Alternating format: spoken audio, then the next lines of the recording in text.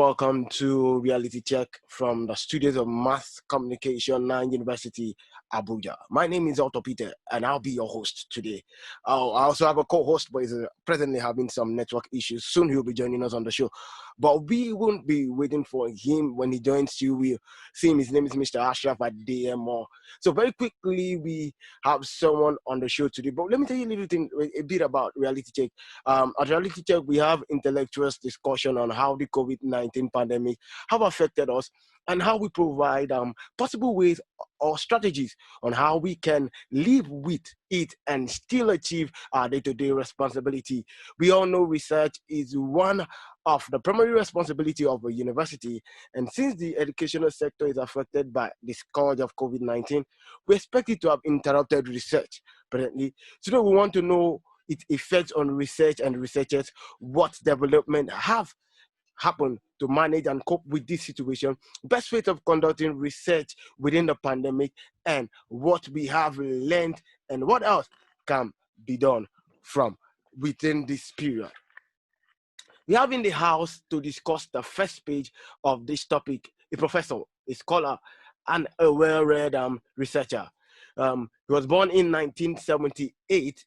In 1995, he began his education in Marmara University Faculty of Communication, the Department of Journalism.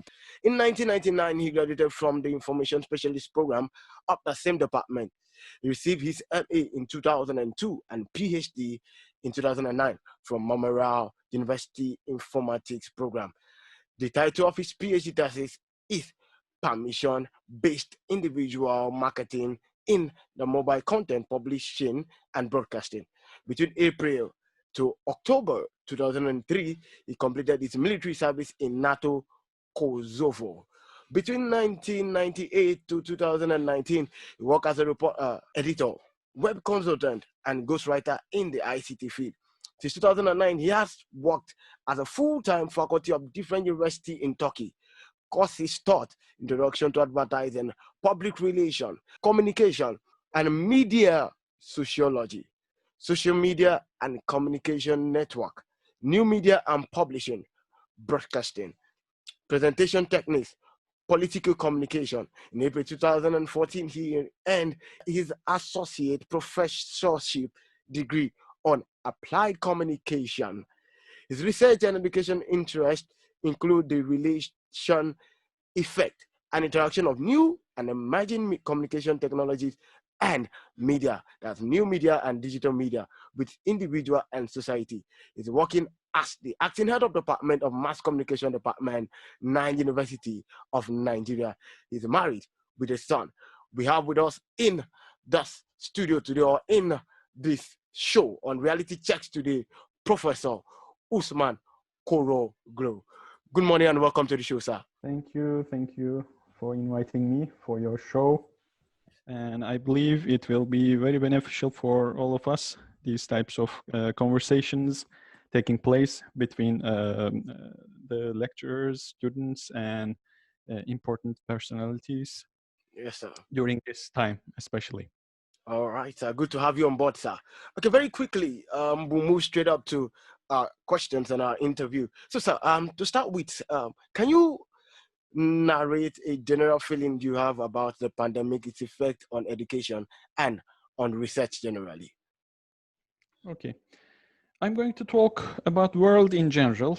Sometimes we may focus on Africa and Nigeria in terms of the details about the specific things. Specific issues may be worse for some countries than the others, of course. Throughout history, epidemics gave humans many challenges, but yet also brought with it many visible and hidden opportunities. The COVID-19 coronavirus is not an exception in this sense. COVID-19 coronavirus pandemic has affected educational systems worldwide, and this leading to the near total closures of schools, universities, and colleges all over the world. Yes, sir. At the middle of April 2020, approximately 1,723 billion learners have been affected due to school closures in response to the pandemic. Yes. And according to the UNESCO monitoring, 191 countries have implemented nationwide closures, and 5 have implemented local closures, impacting about 98.4% of the world's student population.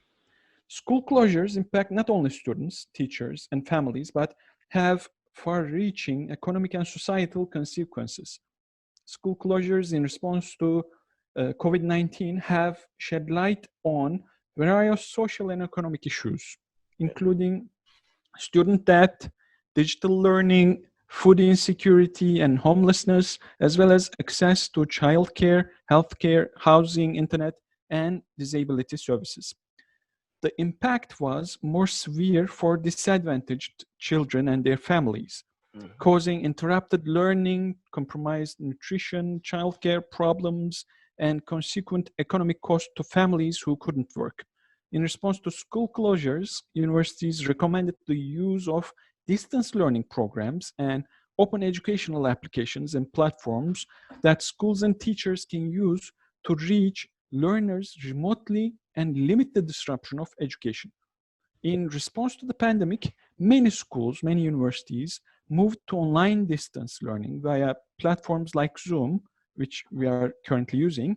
Yes. Lack of access to technology or fast, reliable internet access can prevent students in rural areas and from disadvantaged families. Yeah. Lack of access to technology or good internet connectivity is an obstacle to continued learning, especially for students from disadvantaged families. To aid in slowing the transmission of COVID-19, also, hundreds of libraries have temporarily closed throughout the world. For students without internet at home, this increases the difficulty of keeping up with distance learning. Lack of limitations and exceptions to copyright can also have an impact on the ability of students to access the textbooks and materials they need to study. There are several initiatives, and they were taken to grant that students and teachers and lecturers and researchers can have access to open educational resources or understand copyright limitations. The International Council for Open and Distance Education, for example, issued a special website to provide webinars, tips for online teaching and resources for teachers. In New Zealand, for example, a group of publishers agreed to allow for virtual public readings of their materials from libraries and classrooms. A similar agreement took place in Australia, where the Australian Publishers Association, Australian Library and Information Association, and the Australian Society of Authors agreed on a set of exceptional measures to allow libraries to provide educational content. School closures, of course, negatively impact student learning outcomes. Schooling provides essential learning, and when schools close, children and youth are deprived opportunities for growth and development.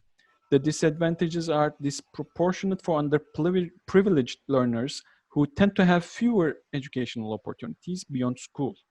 When schools close, parents are often asked to facilitate the learning of children at home and can struggle to perform this task. This is especially true for parents with limited education and resources. And there's also another issue about student dropout rates. They tend to increase as an effect of school closures due to the challenge of ensuring all students return to school once school closures ends. This is especially true of protracted closures. Disadvantaged, at-risk, or homeless children are more likely not to return to school after the closures are ended, and the effect will often be a lifelong disadvantage from lost opportunities. So schools are also hubs of social activity and human interaction. When schools are closed, many children and youth miss out on social contact that is essential to learning and development. And there is also another issue of digital divide, and it has been exposed. Online and distance learning has forced massive adaptation for tertiary or higher education institutions regarding how information and coursework is delivered, and strongly impacting how and whether students learn. There is, however, an implicit bias in this move, which assumes and requires a level of technical capacity, hardware, and infrastructure that is simply not the reality for students around the world.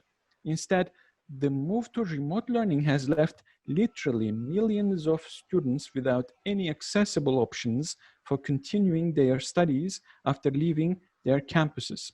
Okay. But, of course, we may see a little bit of hope for the future about all of this. This is an opportunity to end the one-size-fits-all factory model of education that's coming from the age of Victorian age. We should be asking, how do we make our school, education, university, and child development systems more individually responsive to the needs of our students? Why not construct a system that meets children or learners where they are and gives them what they need inside and outside of school or university in order to be successful? 21st century learning absolutely requires technology and internet. This is also true for educators and researchers. All right. I believe Thank you very you much. have That's in understand depth, it. full in depth Yeah. on the basics of everything that has been happening around the pandemic and education. But so what limitations are noted during this pandemic period on research generally? Okay, in general, I know that going online is not that simple on a continent where only 24% of the population has access to the internet. I'm Okay. talking about Africa. Yes. And poor connectivity, exorbitant costs, and frequent power interruptions are serious challenges for the African continent. Yes, sir. And lab research for scientists of specific fields are difficult during this time. And field-based research is almost impossible for everyone. Almost impossible due to the measures that they need to take, and then they need to find out people and reach them and conduct their research, etc. Yes, This sir. is almost impossible for everyone in every field. Mm-hmm. Impact and disturbance is very real in terms of scientific research. Okay. But everyone discovered new ways of working and moved to digital world. This created a momentum for scientists all over the world to work across disciplines, especially, of course, some specific fields related to solving the COVID-19 problem. For example, everyone related to medicine field helped by other scientists like chemists, biologists, etc., all around the world to solve this crisis. Yeah. Interactions among scientific community were great and are great currently. There was a huge cooperation between scientists, and they saw coronavirus as a multidisciplinary problem-solving challenge. So that's a thing that we must dwell on maybe later. Because this problem is not just about the medicine, not just about the pandemic-wise or epidemic-wise, but it is also about economic problems, it's about educational problems, societal problems. So we may need to look at them in detail. For the students, of course, the trouble is the usual classroom and school environment disappeared, and they needed to adapt the online and distance education technologies. It's also true in a sense that the lecturers or researchers also needed to adapt these. But again, researchers or lecturers in general have more knowledge and adaptability skills compared to the students who are less experienced. Now, for the social science researchers, we can say that it is proven now that the digital methods of research knowledge is now a required part of the researcher's skills. For example, since the physical interviews are going to be troublesome for many researchers, many social science researchers, Definitely. they prefer digital research, secondary sources over primary ones at the beginning, literature review phase. And then if they can, they try to reach their interviewees through electronic means. If necessary and possible for their research subject and universe, they prefer Zoom or Skype interviews or over the phone.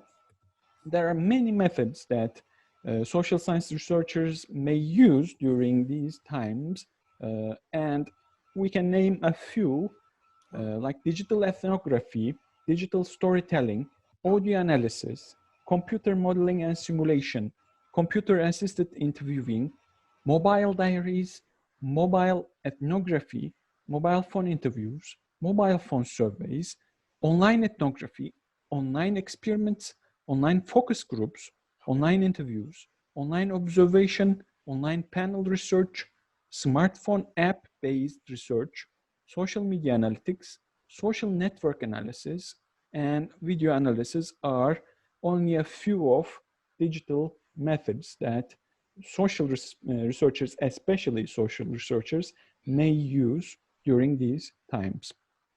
All right, thank you very much. So what you're saying now is technology has made it easy for us to conduct research even during this lockdown and pandemic period. But looking at Africa in general, and we have network issues, and some people in rural areas don't have the access to these technologies. What effects will the inability of research continue to have on the academic system? Okay, the thing is, old school methods, old school academic research and teaching approaches questioned by the management of every university. I'm focusing now, of course, on private universities, but this will eventually affect the public universities. Yes, sir. A backup online learning system, a backup online research system is needed. These will be required from now on. So adaptive researchers will be the winners. Adaptation requires knowledge seeking and learning how to use that knowledge. Normally, researchers are the best people to have this skill, but they may focus on the lack of infrastructure and technological equipment and hurt their development themselves. Or they must be positive, they must become positive, and they must focus on solving the problems instead of focusing on why they cannot do something. The research activity of the full-time academics may in the future be constrained also, as universities probably jettison casual employees, adjunct employees, or part-time employees, and in terms of research and lecturing I'm talking about, and foist more teaching responsibilities onto permanent staff. If the teaching load will increase, this means less time for research for the full-time faculty. This is going to be the biggest challenge for the researchers in the near future. That's what I believe as far as. Thank you very much, sir. Okay, sir. In the same vein, what effect will it have on the society now that you've highlighted what can happen to the academic system? What effect will lack of research caused by COVID-19 cause to the society as a whole, sir? Okay, if we are talking about the medicine and other applied sciences, you may have a point. Okay. You may have a point because, of course, they need their lab environment, then they need equipment for their tests, etc. But for example, specific groups of scientists are all around the world, supported by their respective countries, respective governments, and they are continuing their research. I'm talking about sciences, physical sciences. They are continuing their research in closed environments, in specific facilities, just to let them continue and try to solve this problem of pandemic. Of course, but for social sciences, everything is actually a test. Everything is actually a research opportunity. Even in a lockdown, there are always opportunities to conduct research. So that's part of your question. I don't really agree. The inability of research continuity, in a sense, that's true for physical sciences, maybe, but for social sciences, unless you have other issues to attend to, maybe we can talk about that. Maybe questionnaires, Yeah. disseminating questionnaires, focus group discussions, and other data gathering techniques. I think social distancing might have effect on that. might be a way of looking at it. Of course, of course. The social distancing, of course, caused trouble for social scientists, especially for social scientists. But the thing is, we have means to reach people. Unless we are using them, we are saying that it's not possible for me to conduct my research other than physically being with the people who I am asking questions, etc. It's a way of thinking in the old school way of thinking, in the old methods way of thinking. So that's old view of the research. But now we have other means and we can use them. And the thing is, there are researchers using these things, these methods, these digital methods that I mentioned all around the world, and they're getting results even now during this pandemic.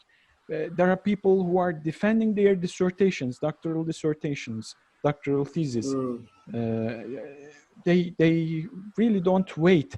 But again, this is about the infrastructure they have. This is about the regulations they have in their respective countries and their respective universities.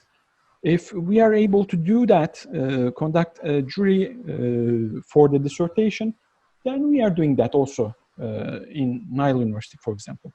Okay, so very quickly, what do you think about your colleagues? You know, the pandemic is really hitting on everybody. But what do you think about your colleagues at the Faculty of Science presently? Are they having it better or worse based on what we have on ground? Okay, science is problematic in this sense.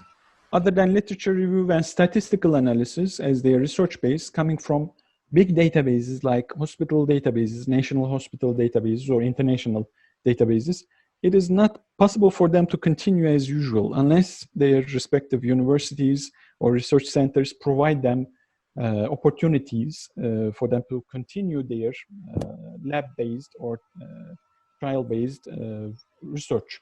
Yeah. And if we are talking about open governmental data or open public data, it is hard for the countries like Nigeria or in general African countries.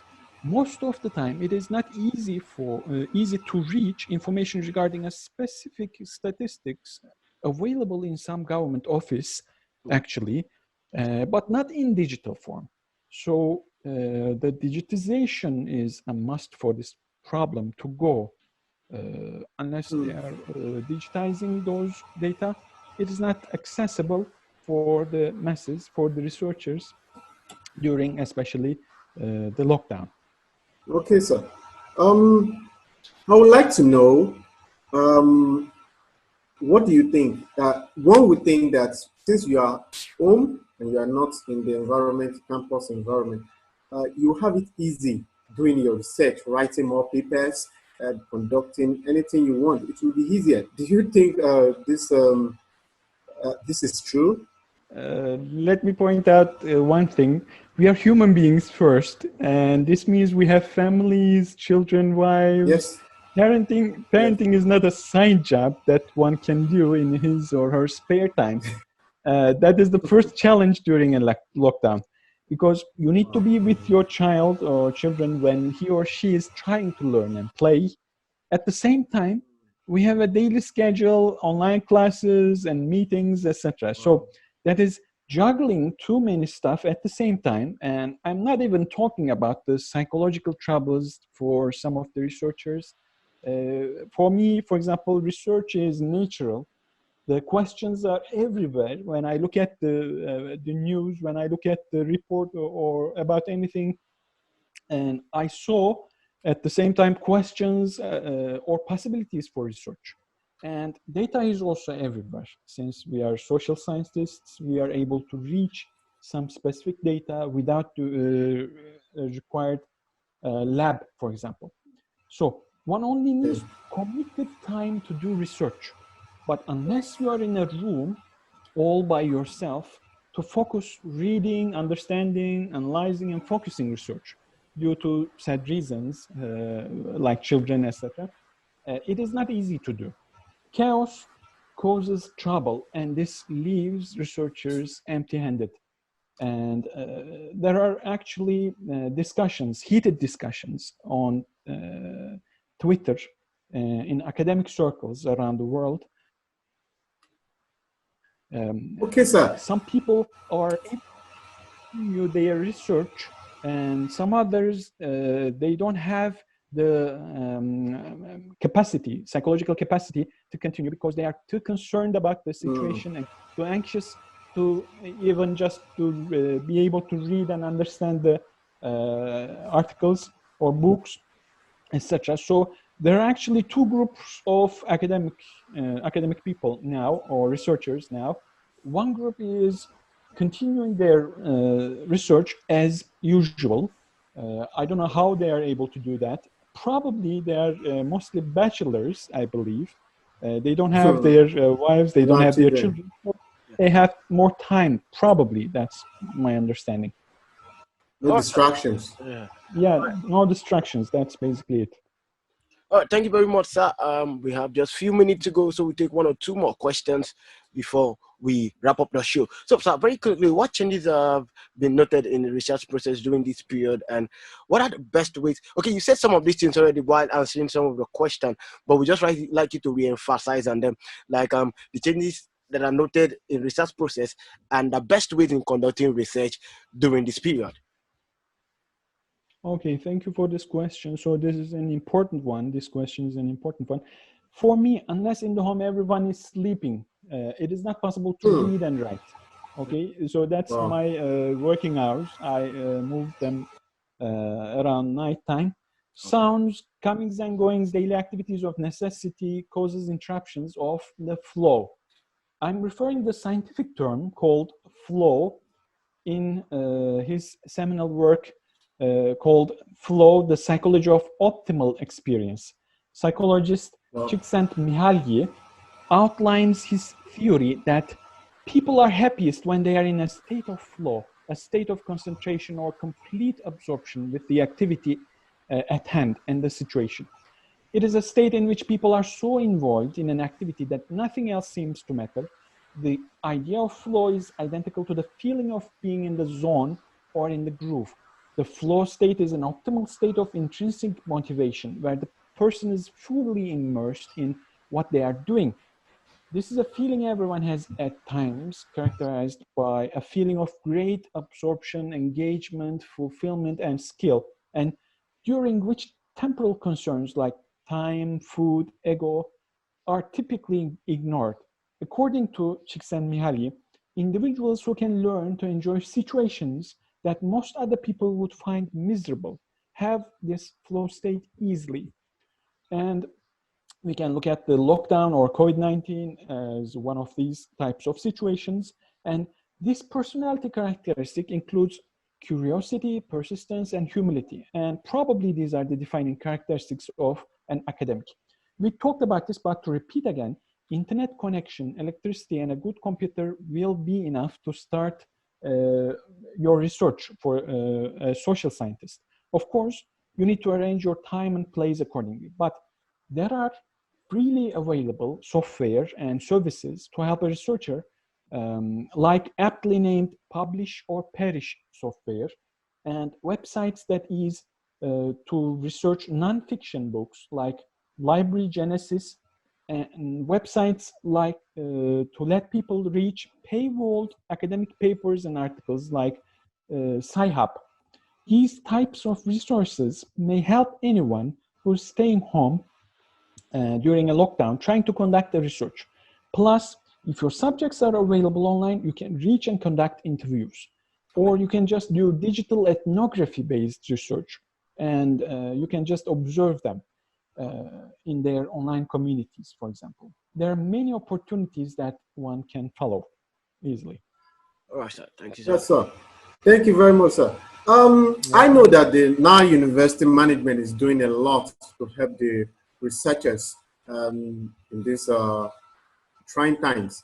But I want you to pass some advice to researchers out there. What would you like to tell researchers and advice for them, sir? Okay. It is possible to access electronic resources and library databases of the Nile University over the internet. And there are many open resources for the general public also, for the general researchers also. And for the Nile University, it is possible to use the campus facilities for lecturers when they are able to come to the campus. And they need to just stay safe and continue researching. This threat that we are facing now and the approaches to overcome it may be catalytic for long-lasting changes in African higher education. Among others, diversified means of educational delivery, in particular non-residential model may become more mainstream, more acceptable and more respectable for the lecturers as well. So these are my humble advices for researchers. All right. Thank you very much, sir, for making our time to be. Thank you very much, sir. Show today a special appreciation to you. If you're just joining or if you're just listening to us, you have to take all these things back and watch the whole process again. Thank you very much, the HOD of Mass Communication Department, Professor Osman. Thank you very much to my co-host, Mr. Ashraf Adele. All right, thank you, sir. And this is where we call it a day for the show. Thank you for joining us. Till we come your way again, this is Reality Check on our University Studios. Thank you.